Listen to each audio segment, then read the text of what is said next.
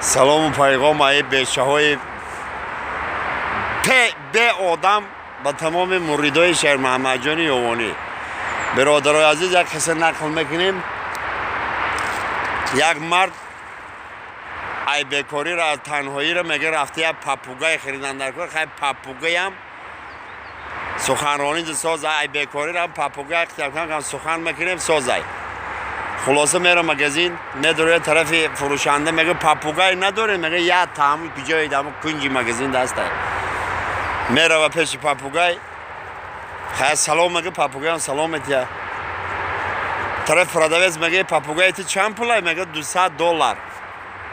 پیش پاپوگای میبون میگه تو قیمتی بعد که تو یا تمام دیمه تو رو میخرم. مرا بخر گفته برات، مرا بخر. خیلی ما چولاق خون گفته برای همون مرا نمیخرم. من را گشتی نمیتونم پاچام خطی راست نمیستم. نه که هم صحبتی زورم زیغ نمیشه خطی ما. چی بگفته پاچام شلای گفته بعد چی خطی راست استی؟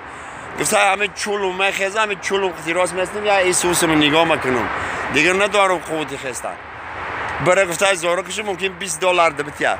مرده که بیچاره میای پرادویز زورو میکنه $20 ده پاپوگای میخره میاره خونهش. خیلی نرمال نی ایسوس رفته استای هم صحبتی زور. یه روز ای کار میبیه میدروی که پاپوگای همه خیلی دای تریزه داشتگی. خزیه این من تده دو خوشخبر دارم این روز. یا تشخیب او خینه کو یا تی دیگش آدم زیغ میکنه. گفته ای همون زیغ میکنه دیگیش بگو. ای سبکتراش بگو. گفته خیلی ای سبکتراش.